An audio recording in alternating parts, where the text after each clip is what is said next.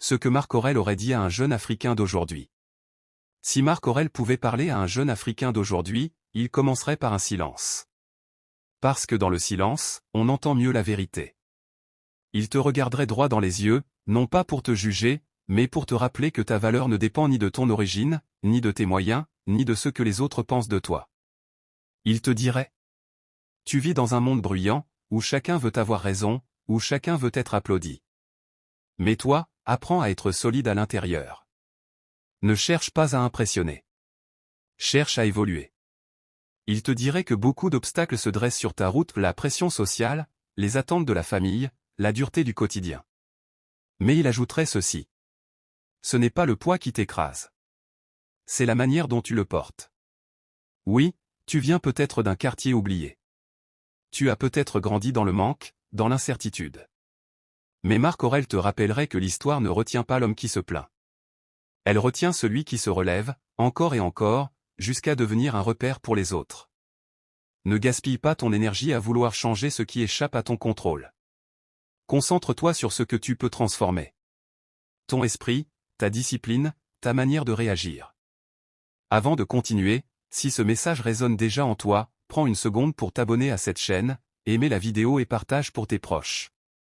Ici, on parle de force intérieure, de discipline, de stoïcisme et de vision.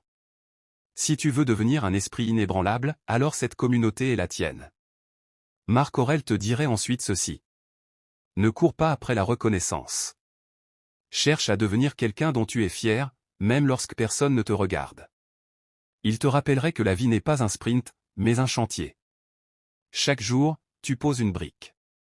Certaines briques seront parfaites. D'autres seront bancales. Ce n'est pas grave. Ce qui compte, c'est de continuer à bâtir. Ne laisse pas la colère te détourner. Ne laisse pas la jalousie t'aveugler. Ne laisse pas la comparaison voler ta paix. Parce que le vrai combat n'est pas contre le voisin, le collègue ou celui qui te critique. Le vrai combat, c'est contre toi-même. Contre ta paresse. Contre tes excuses. Contre tes pensées négatives qui te disent que tu n'as pas ce qu'il faut. Et là, il te regarderait encore, avec calme, et te lancerait cette phrase que seuls les stoïciens peuvent prononcer avec autant de puissance. Tu as déjà en toi tout ce qu'il faut pour avancer. Ce n'est pas le monde qui doit changer pour toi. C'est toi qui dois devenir assez fort pour marcher à travers le monde. Aujourd'hui, choisis la maîtrise plutôt que la réaction. Choisis la sagesse plutôt que la distraction. Choisis la stabilité intérieure plutôt que le chaos extérieur. Et souviens-toi. Celui qui se connaît,